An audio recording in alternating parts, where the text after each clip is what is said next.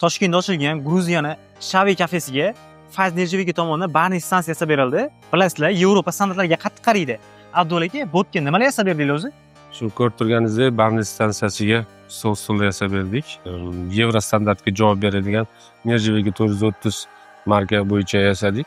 Ularga o'zlarining proyekti bo'yicha, shu loyihasi bo'yicha o'zlariga qulay va oson bo'lishi uchun har bir santimetrlariga foydalanib, joy-joyga qo'yib berdik. Hozirda mijozimiz bizdan davolanadi.